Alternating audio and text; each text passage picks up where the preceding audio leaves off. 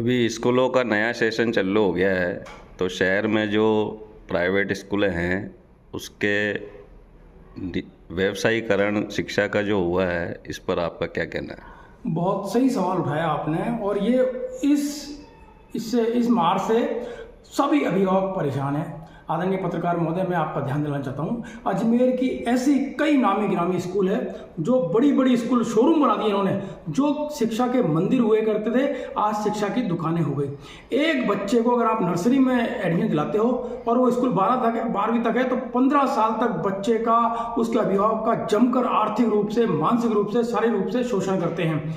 ये लूट की दुकानें हो गई है, बड़े बड़े शोरूम बन गए हैं लूटने के लिए। अब आप देख लीजिए, किसी भी क्षेत्र में देख लीजिए, ऐसी फीस ली जाती है इन स्कूलों से जो उनके पास होती नहीं है। अब आप देख लीजिए, कंप्यूटर लैब नहीं है, कंप्यूटर की फीस लेते हैं, स्पोर्ट्स फीस लेते हैं, खेल की फीस लेते हैं, जबकि स्पोर्ट्स ग्राउंड नहीं है। लाइब्रेरी फीस लेते हैं, लाइब्रेरी नहीं है।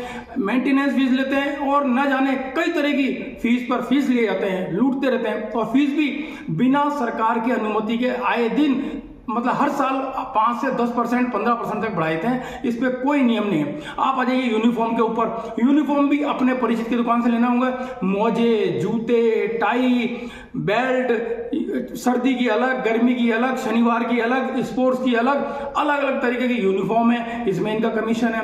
आप आ जाइए किताबों के ऊपर, किताबें देख लीजिए आप, एनसीईआरटी की किताबें जो 700 रुपए के अंदर एक बच्चे का पूरी साल की किताब हो सकती है, वहीं ये कहते हैं उस प्राइवेट पब्लिकेशन की मंगाइए जिसका कम से कम 7,000, 8,000 रुपए की किताबें आती है। और किताबें भी हर साल चेंज कर देते हैं। कभी ऊपर का जो ऊपर का फ्रंट पेज है वो चेंज कर देंगे, कभी पीछे कर देंगे, कभी उसमें एक पार्ट नया डाल देंगे या एक पार्ट निकाल लेंगे।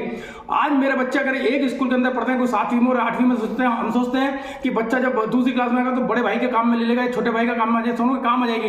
परंतु वो काम ही नहीं आ सकती, एक साल ही वो काम आती है। जमकर लूटा जा रहा है, ये लूटने की दुकानें हो गई है। सरकार से मैं यह निवेदन करूंगा आपके चैनल के माध्यम से कि कृपा करके इनके ऊपर सख्ती बरसे, इनके ऊपर नियम लगावे कि ना तो ये 5 साल तक कोई किताब को चेंज करें, एनसीईआरटी की जो किताबें उनको यूज में लेवें। और जो ये नोटबुक है, आप कॉपियां भी देख लीजिए, इसका एक कॉपी वो लेनी पड़ेगी जो आपके स्कूल का नाम हो, जिल्द के ऊपर नाम होना चाहिए। अगर वो नहीं तो वो काम में नहीं ली जाती। और वो रजिस्टर कम से कम 100 से 150 रुपए का पड़ता है, और वही अगर अपन बाजार से लेवें तो 25 रुपए, 20 रुपए के अंदर आ जाता है। परंतु इन्होंने लूट की जम के दुकान चला रखी है।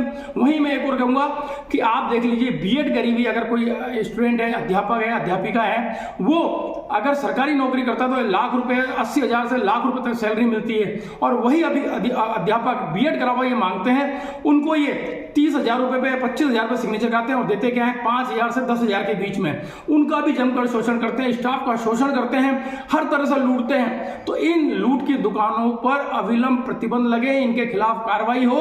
मैं आपके चैनल के मध्य पुनः एक बार कहता हूं कि परसों ही मैंने पढ़ा, कल भी समाचार पत्रों में आया, मध्य प्रदेश सरकार है, मुख्यमंत्री जी ने एक ट्वीट किया कि जो भी जबरदस्ती करेगा किताबें लेने के लिए किसी प्राइवेट दुकान से या इंगित दुकान से, उसके खिलाफ पहली बार में 5 लाख का जुर्माना लगेगा।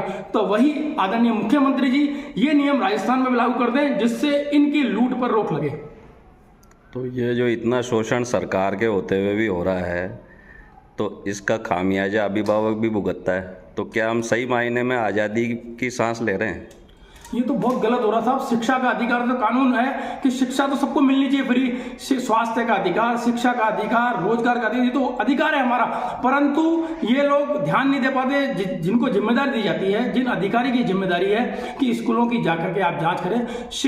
फीस निर्धारण कमेटी बनी हुई है, एक अभिभावक समिति भी हुआ करती थी। आप भी जो छोटे होंगे, हम भी हर स्कूल के अंदर, चाहे वो सरकारी हो प्राइवेट, अभिभावक समिति थी। उनकी हर शनिवार को, हर महीने बैठक हुआ करती थी, उनसे राय मशवरा किया था। परंतु वो कमेटी बंद कर दी, सब तरह से बंद कर दिया। जिला शिक्षा अधिकारी जाते नहीं है, बच्चों से मिलते नहीं है प्राइवेट स्कूलों में, और कमेटी से मिलते नहीं है कि किस तरह वो फीस ले रहे हैं, कितनी ले रहे हैं, क्या कर रहे हैं। उनके पास शिकायतें आती है, वो शिकायतों को रद्दी की टोकरी में डाल देते हैं, कोई कार्रवाई नहीं करते। अगर 1-2 स्कूलों के खिलाफ अगर सख्त कार्रवाई हो तो दूसरी स्कूल इस तरह की गलती करने का हिम्मत ना कर सके।